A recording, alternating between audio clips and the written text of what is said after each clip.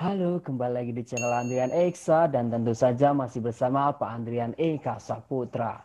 Di video kali ini kita akan melanjutkan pembahasan soal ASPD Dikpora tahap 2 di paket pertama yang kita bahas mulai dari nomor 21 sampai 40. Seperti biasa, sebelum itu intro dulu ya.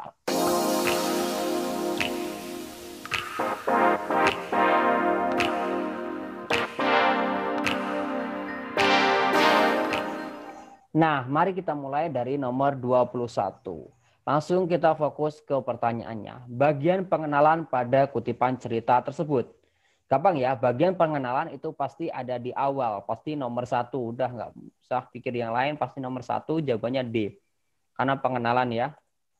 Lanjut, ini terlalu mudah. Nomor 22. Penyebab konflik. Nah, penyebab konflik sudah pernah kita bahas bahwa penyebab itu ada di sebelum konflik. Jadi kita harus tahu dulu konfliknya ada di mana. Oke, mari kita baca teksnya. Berdiri di samping beca, aku menyodorkan selembar 5.000. Aku hendak cepat-cepat beranjak masuk ke gang menuju rumah, tapi aku terpaksa menahan langkah. Tambah 5.000 lagi, Pak. Apa? Aku berbalik, memandang wajahnya dengan agak menengadah. Dia masih nongkrong di sadel. Tambah lagi 5.000. Kenapa? Kan tadi katanya 5.000. Tidak, saya tadi bilang 10.000. Ah, masa? Kan biasa 5.000. Bapak bilang begitu tadi? Tidak, biasa 10.000. 10.000? Aku coba mengingat-ingat. Apa aku tadi salah dengar? Tapi aku ingat benar, aku bertanya 2 kali dan jawabannya sama, 5.000. Nah, coba sekarang Bapak ingat-ingat. Saya 2 kali bertanya berapa, 2 kali juga Bapak menjawab 5.000. Tidak, saya 2 kali bilang 10.000. Itu ongkos biasa. Nada suaranya meninggi. Lantas berubah menjadi bentakan mengancam. Bapak mau menambah atau tidak?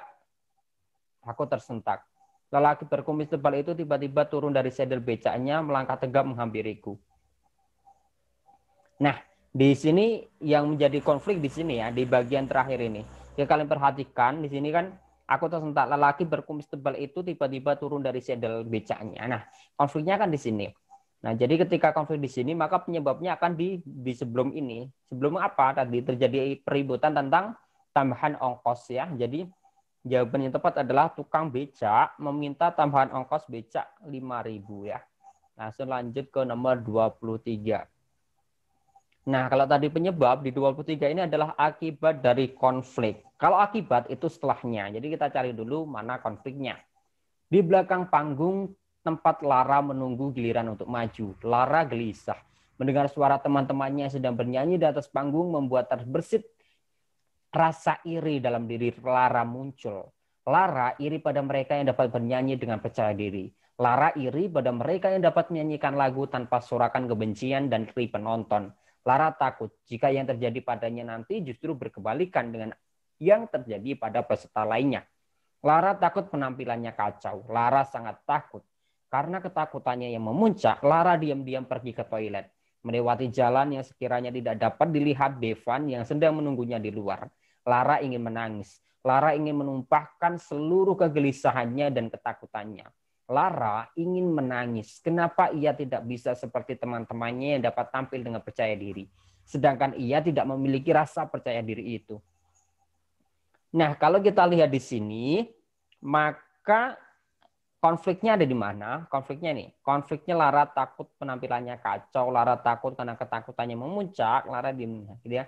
Jadi ketakutan si Lara ini demam panggung ya, mau naik panggung takut iri dengan teman-temannya, oh bagus semua gitu, jadi takut. Dan apa akibatnya? Akibatnya ada di sini. Ya. Akibatnya nih, karena ketakutannya ya, dia pergi ke toilet untuk Lara menangis, Lara yang menumpahkan kegelisahan ketakutannya. Nah, ada di sini berarti ya. Ini yang disebut dengan akibat konflik ya.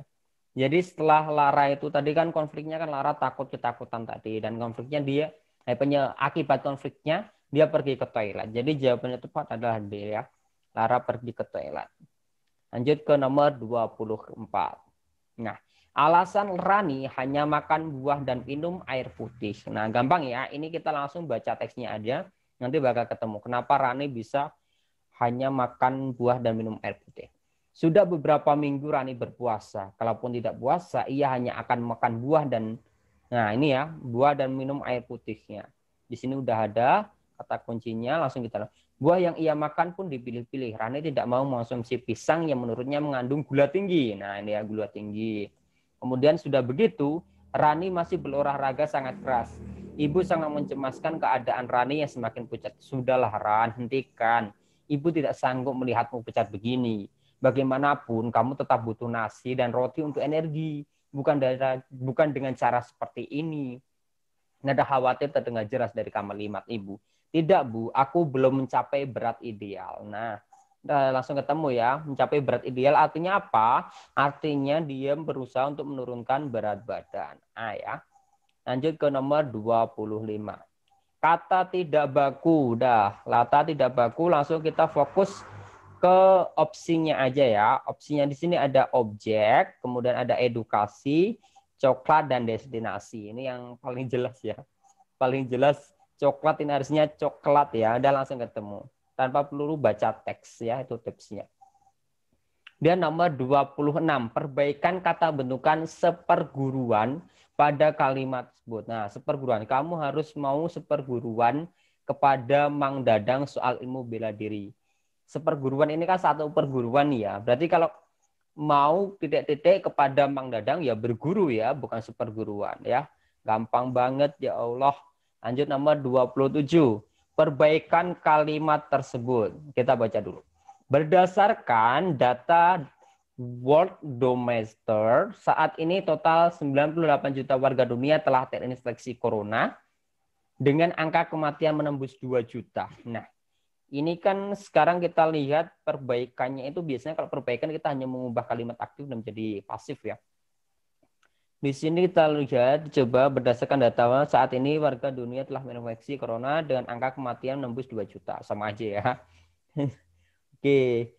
98 juta terinfeksi corona dengan angka kematian menembus 2 juta. Sama juga berdasarkan data 92 juta terinfeksi corona dengan angka kematian menembus 2 juta. Berdasarkan data Worldometer, 98 juta warga dunia terinfeksi corona dengan angka kematian 2 juta ya. Ini yang lebih tepat ini ya, paling sederhana ya. Tapi langsung menuju ke makna yang diinginkan oleh kalimat di soal ya. Lanjut ke nomor 28. Perbaikan kalimat ketiga agar menjadi kalimat yang padu. Langsung fokus ke 1, 2, dan 3. Nyambung nggak ya?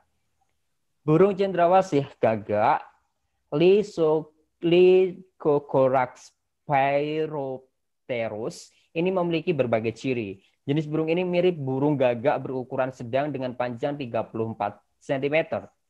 Saat ini sangat sulit orang awam melihat cendrawasih dari dekat. Apa-apa ya. Ini tidak masuk akal ya. Lanjut. Warna matanya memiliki merah karmin seperti memiliki suara panggilan yang mengingatkan pada gonggongan anjing ya. Coba kita lihat opsinya. Konon cendrawasih menghabiskan hidupnya di udara. Tidak. Bulunya gelap. Nah, ini lebih masuk ya. Kenapa ini bisa masuk akal? Karena di sini ada kata kunci memiliki berbagai ciri ya. Berbagai ciri. Jadi deskripsi atau kalimat selanjutnya itu deskripsi dari berbagai ciri itu. Di sini dimulai dari berukuran sedang. Kemudian diakhiri dengan matanya warna merah karmin. Jadi lebih tepatnya adalah bulunya gelap, lembut seperti sutra, dan paruhnya hitam. Lanjut ke nomor 29. Perbaikan penulisan kata yang tidak tepat. Oke, kita lihat mana yang tidak tepat ya. Ketika para wisatawan sedang berfoto, nah nih ya langsung jelas ya. Foto, FOTO, udah langsung ketemu. Nggak usah dilanjutkan ke kalimat selanjutnya. Lanjut ke nomor 30. Perbaikan penggunaan tanda baca. Ya. Perbaikan penggunaan. Ayah menyelesaikan pekerjaan. Ibu menulis makalah. Adik membaca cerita pendek. Nah, ketika perincian seperti ini, maka pemisahnya ini bukan tanda koma ya, tapi menggunakan titik koma. Mana yang menggunakan titik koma? Nah, ini jawabannya D ya. Lanjut ke nomor 31. Tanda baca yang tepat untuk melengkapi kalimat ya. Sekarang kita baca. Keluarga baru itu memerlukan perabot rumah tangga. Kursi, meja, teman. Kursi, meja, tempat tidur ini merupakan perincian dari rumah tangga. Jadi di sini tanda yang tepat adalah tanda titik dua. Ya, karena dirinci ya. Lanjut ke nomor 32. Penggunaan tanda baca pada kalimat tersebut tidak tepat karena, sekarang kita lihat ya, kenapa bisa tidak tepat. Nah, nah ini harusnya ada tanda spasi ini, harusnya ada spasi ya. Sujiwati SPD membeli titik sapu tangan, ini juga nggak ada harusnya ya. Oke, ada nggak nih? Tanda hubung tidak digunakan penulisan kata gabung. Nah, langsung ketemu ya. Itu nggak, sapu tangan tuh nggak perlu dikasih tanda seperti itu ya. Nggak perlu dikasih tanda hubung nih. Langsung aja tulis sapu tangan gitu, pakai spasi, gabungan kata itu. Tujuan penulisan teks ya, kita lihat tujuan penulisan teks. Bandara Blora merupakan pasar perbelanjaan yang sempurna. Semua barang ada di sana. Bagian depan terdapat bla bla bla bla bla. Nah, ini merupakan apa? Ini deskripsi dari pasar Blora. Kalau deskripsi ini berarti teks deskriptif. Teks deskriptif itu udah pasti menggambarkan. Ya. Menggambarkan. Lanjut ke nomor 34. Kalimat efektif terdapat pada nomor. Oke, kalimat efektif berarti tidak boros ya. Yang mengubah proposal yang ditujukan ke provinsi, betul. Para ibu perlu berhati-hati jika berpergian keluar rumah, betul. Para siswa sudah frustasi menghadapi PJJ dengan tugas yang menumpuk-numpuk. Nah, ini tidak efektif. Kemudian untuk menghadapi ASPD, sekolah perlu sikapi dengan berbagai strategi agar berhasil. Sekolah perlu disikapi. Nah, ini tidak tepat ya. Berarti 1 dan 2 yang lebih tepat ya. Nah, nomor 35. Oke, perbaikan penggunaan tanda baca ya. Masih sama ya, perbaikan penggunaan tanda baca. Semua peserta lomba, koma ya. Maksudnya koma yang di sini ya.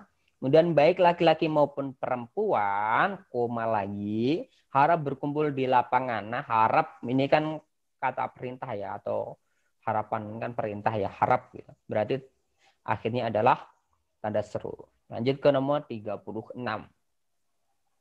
Di sini adalah tokoh utama. Oke, tokoh utama adalah tokoh yang paling sering muncul atau tokoh yang membawa permasalahan. Sekarang kita lihat di sini. Nana menyibak rambut bonekanya, disisip pelan-pelan dengan sisip plastik mungil. Di teras rumah Bude Jiwo berserakan rupa-rupa mainan anak-anak. Nana muncul lagi ya. Menunggu Rini, sepupu yang tinggal di sebelah rumah Bude Jiwo. Ia berjanji bermain pagi ini. Sekarang pukul 7, Rini belum juga muncul. Bude Jiwo duduk di ruang tamu bersama Dewi. Beli ayam, Nana suka sayap, sayur asem, tewel buat lo deh, daging. Oh, jangan dagingnya, tetelan aja. Kita buat kaldu kacang hijau. Beli sawi, cabai hijau, cabai merah, buat oseng-oseng, apalagi sop-sopan, tambah iga sapi. Budi Jiwo mendektekan. Dewi menuliskan di selembar kertas bekas bungkus obat nyamuk. Cumi-cumi? Tanya Dewi. Mahal, kata Budi Jiwo. Dewi adik bungsu bapak, masih sekolah di SMK. Nana memanggilnya Tante Dewi. Di rumah ini hanya berdua, Budi Jiwo dan Dewi. Nana sudah menginap di sini selama 2 hari. Bapak sibuk di rumah sakit, ibu repot di puskesmas. Nana diungsikan sementara. Kalau dari awal tadi, itu yang paling banyak disebut si Nana ya. Berarti tokoh utamanya adalah Nana. Lanjut ke nomor 37. Amanat. Amanat adalah pesan yang ingin disampaikan penulis. Kita baca aja di sini.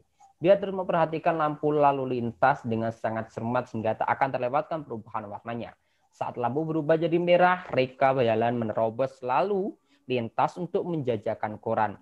Tak jarang kadang Reka menerima penolakan. Bahkan ada yang memandang sebelah mata padanya. Sebenarnya apa sih salahnya? Ini kan pekerjaan halal, bukan mencuri atau hal buruk lainnya. Nah, apa? Berarti kita tidak boleh merendahkan pekerjaan orang lain. 38. Bukti latar waktu, langsung fokus ke waktunya aja ya. Aku terbangun dengan tenggorokan terasa kering. Cahaya bulan. Nah, cahaya bulan ya berarti malam hari. Langsung lanjut. Nomor 39. Oke, perbedaan pola pengembangan kedua teks tersebut. Kita fokus ke teks pertama aja ya. Teks pertama ini dimulai dengan apa? Hanya suara napas adik anak-anak kelelahan menangis sejak semalam belum gelap. Mereka pun larut di pendengguran hingga malam menyelimuti 5 manusia di gubuk riot itu. Ya, permasalahan ya. Berarti teks 1 ini permunculan masalah. Oke, lanjut ke nomor 40, perbedaan penggunaan bahasa. Oke, Om Seno, ayah dari tadi belum pulang. Om Seno tahu ayah Kiki di mana? Tanya Kiki dengan polos benar. Tampak Om Seno lebih pucat dari sebelumnya. Keraguan untuk menjawab pertanyaan Kiki tampak jelas di wajahnya. Rasa bingung, gundah, galau, cemas, ketakutan ada bingung. Lama sunyi dan tak ada jawaban ketika malam beranjak. Nah, ketika malam beranjak ini kan ya, malam beranjak itu apa? Malam beranjak itu penggunaan majas ya. Karena malam nggak bisa beranjak, yang bisa beranjak itu manusia. Berarti langsung ya ketemu. Oh, belum. Di sini majas ternyata ada 2. Ada di teks dialog dan juga bahasa lugas. Tapi di teks 2 ini tidak ada dialog ya. Berarti langsung jawabannya B. Nah, itu saja dulu untuk pembahasan nomor 21 sampai 40. Tak terasa ya sampai di sini. Semoga bermanfaat. Jangan lupa klik suka jika memang suka, klik tidak suka jika memang tidak suka. Terus dukung channel ini dengan cara klik subscribe, bunyikan loncengnya agar kamu jadi orang pertama yang mendapat notifikasi kalau di channel ini ada video terbaru. Jika kamu merasa video ini bermanfaat, silahkan dibagikan ke teman-temanmu. Sampai jumpa di video berikutnya.